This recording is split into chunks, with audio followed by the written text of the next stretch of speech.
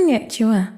Today, we're going to talk about wake, which is a Japanese word that can cause quite a lot of confusion because it's used in a variety of different ways and situations in Japanese and in English dictionaries. It has a whole string of definitions that seem particularly disjointed and confusing. However, once we understand the real logic, the underlying meaning of the word, it all falls into place rather nicely.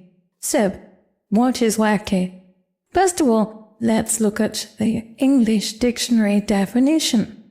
In the online dictionary it says, wake means continuing from reasoning, judgment or calculation based on something read or heard, reason, cause, meaning, circumstances, situation. So, what does it actually mean out of all that? Well, for a nice change, the dictionary actually agrees that it's a noun. Wake is a noun, so what kind of a noun is it? What is a wake? Well, let's look a bit at the history of the word. Originally, wake meant divide or separate. So it's connected with wakeru, which is a verb meaning divide or separate, and also more importantly for our present purposes, wakeru, which also fundamentally means divide or separate, but in the sense of break down or analyze. So, when we say honga wakeru, as I've pointed out in previous lessons, we're not in fact saying, I understand the book. We're saying the book does understandable or does clear. We could say in English the book is clear to me, but in fact it's not an adjective, it's a verb, and the book does clear to me. But when we say clear, we are using slightly the wrong metaphor if we want to go into the actual etymology of the word. Clear is a metaphor obviously from seeing. But the real metaphor that underlies wakeru, there's being broken down into constituent parts, being analyzed or analyzable. And that's what wake means here. Now, I know some of you may be thinking, but it's a different kanji. Well, that's true. We usually associate wakeru with this kanji, but in fact, you can write the word wakeru with 3 different possible kanji, and they all have slightly different implications. And I've written an article about that. If you're interested, so I'll put a link in the information section below. The point is that wakeru is not tied to any one kanji. It's a fundamental Japanese word that goes back further than the kanji used to represent it. And the fundamental idea in all these cases is the same, the idea of separation, division, analysis, breakdown. So, what actually is wake? Let's take the most prominent English definitions, which are cause, reason, and conclusion, based on something we've seen or heard. Now, let's note that reason, cause, and conclusion, generally speaking, refer to the same thing. The main difference is whether the process is going backward or whether the process is going forward. Let's take an example. If I say, Sakura was out in the rain, and therefore she's wet, we are taking 2 known facts and stating the causal, the reasoning connection between the 2.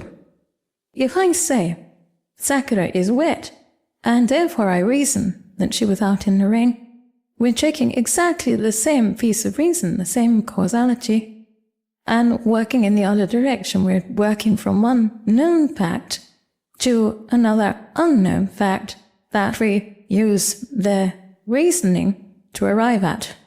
But that piece of reasoning, that causal link, that fundamental underlying reasonality is the same in both statements. In one case we're working it forward, in the other case we're working it backward, but that fundamental underlying causal, logical reasonality, to coin a phrase, is the same.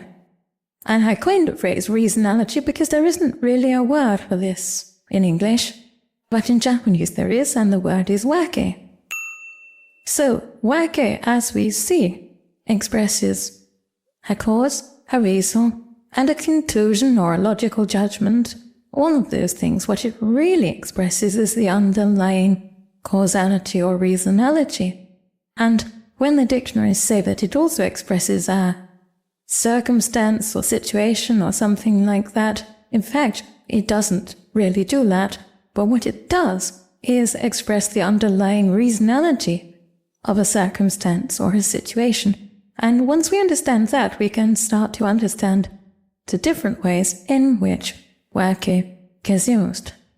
So, it's used to give a reason.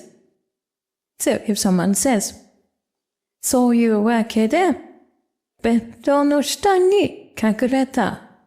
That's why I was hiding under the bed. That's the reason. If we find out the solution to what seemed like an impossible crime, we say, そういうわけでした.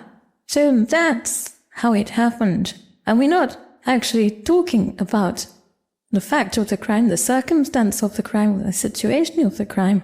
We're talking about the reasonality that at first seemed completely obscure, and now we've understood. And if you notice in this phrase we say そういうわけでした in the past tense, it's not because my reasoning happened in the past, my reasoning might be happening right now. But it's because the underlying reasonality of the event happened at the time of the event. And that's what we're talking about. If we say, そんなわけで宿題を忘れました. We're saying, that's why I forgot my homework. That's the reason, the causal link that tells us why it was that I forgot my homework and why you shouldn't blame me. Now, wake is used in a lot of negative uses that are very important in Japanese. One natural commonly here is wake ga wakaranai. Now, that's very puzzling if we don't know what wake means. And we also, as is the case if you take the textbooks seriously, don't know what wakaru means. Wakaru, as we know, doesn't mean understand. It runs do fear, or if we take the most literal sense of the word, do broken down, do analyzed. So what we're actually saying here is that the reasoning, the underlying reasonality of something doesn't do analyzed. The way AI entities like myself would tend to put it is, the reasoning behind that does not compute. In other words, it's meaningless, it's nonsense. In other negative uses, wake is often used to mean it's not as if, it's not that, or it doesn't mean that. But of course, all those fundamentally break down to the same thing. We take sentence A, and then we're saying that the sentence B conclusion can't be drawn from it. So, if we say, for example, that she always eats in cheap restaurants, and they'll add, お金が足りないわけではない. We're saying, it isn't that she's short of money, or it's not as if she's short of money. What we're saying here is that the katsunojo, from the fact that she always eats in cheap restaurants, isn't that she's short of money. She isn't short of money. Someone might say, 嫉妬したわけではありません. It's not that I got jealous. Again, don't draw from my actions or words the conclusion that I got jealous. That's not what it was. And essentially, the dictionaries here say that wake means a situation or a circumstance because they take these statements as being denying the situation or the circumstance, but as you see, that's not exactly what they're doing. They're not denying the situation or the circumstance. They're denying the underlying reasonality of the situation or the circumstance. And in doing that, also implicitly deny the situation or the circumstance, but that isn't always the case. For example, we might say, Just because she's fat doesn't mean she eats too much.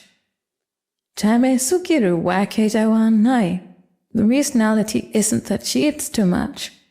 And we may not be saying that she doesn't eat too much. We're just saying that the fact that she's fat doesn't necessarily mean that she eats too much. That's not good reasoning. We don't know whether that's true or not. But from the fact that she's fat, we can't say that. So, what we're doing in all these cases is denying a certain rational connection, is saying that that rational connection doesn't exist. Whether the fact that it implies exists or not isn't really what we're talking about here. In some cases, we're implying that it doesn't. In some cases, we may not be implying anything either way. But the important thing that we're denying is the underlying reasonality, the logical link that might be made in these cases. Yeah, another common negative use is wake ga nai, sometimes shortened to just wake nai. This tends to be strongly denying that something exists at all. Again, one might think one is denying the situation or the circumstance, but what one is denying is the rationality of it. Now, how do we tell this from the uses that we saw before? Well, let's notice the structural difference. One is say wake doa nai. That's to say that the circumstance we talked about or are referring to doesn't have that reasoning. This is the simple difference between doa nai and ga nai that we talked about way back in our lesson on negatives. So in these cases where we're saying it doesn't mean that, it's not as if, etc. In other words, that reasoning doesn't apply. Here we're saying that no reasoning exists. Wake ga nai. There is no reasoning. And therefore, since there is no reasoning, since it doesn't compute, it can't be the case. So, for example, Sakura wa beso an tsuku wake ga nai. Sakura wouldn't tell a lie. There's no way she'd tell a lie. The underlying logic or reasonality of Sakura telling a lie doesn't exist. Therefore, it's not possible that she would tell a lie. Again, Sakura or wasurenu wake ga nai. I won't forget Sakura, or I won't forget you, Sakura. What we're saying here really is that the underlying reasonality of forgetting Sakura doesn't exist. There is no reasonality. It doesn't compute. Therefore, it can't happen. Now, there is another possible meaning for wake ga nai, and that is in a more direct and literal sense, saying simply there's no reason. Not to say it's not happening or it doesn't exist, but there's no reason for it. So, for example, sonna ni okane no iru wake ga nai. There's no reason she would need that much money. She might be asking for it, she might get it, but there's really no reason why she would need it. How do we know the difference between these two? Well, this is a matter of context, and I've done a video on how we deal with this kind of thing. We actually do it in English all the time. Lots of statements have more than one possible interpretation, and most of the time we're not aware of it because we are so used to using the context to determine which of a possible range of meanings is to be applied in a given case. We're not conscious of this process, so we really need to understand it in order to apply it in Japanese or any other language. So take a look at that video if you haven't seen it already. And that might be particularly useful because there is a third use of this negative wake ga nai, often reduced to that wake nai, which is to say that something is simple or easy. Nihongo o hanasu no wa wake ga nai koto da. Speaking Japanese is easy, no problem. Why do we say wake ga nai here? What we're saying is that there's really no reasoning needed. It can be compared to the English expression no-brainer. You might think that meant that something was stupid, but what it actually means is that something is so easy or so obvious that it doesn't take any brain work to arrive at it. And this is the use of wakanai here. It's a no-brainer. Talking Japanese is just simple. A take walk. Easy peasy lemon squeezy. And again, there's not much chance of misunderstanding or confusing the different uses, provided you understand the basic rules of disambiguation, and provided you most of the time you're doing it in context, in real Japanese immersion, and not in chopped off bleeding sample sentences. So don't be there. Structure is the key to immersion, but immersion is the key to Japanese. If you have any questions or comments, please put them in the comments below, and I will answer as usual. I'd like to thank my Gold Kokeshi patrons who make these videos possible, and all my patrons and supporters on Patreon and everywhere. These dear people are the ones who really bring these videos to you. I'd like to thank you for attending this lesson. これからもよろしくお願いします。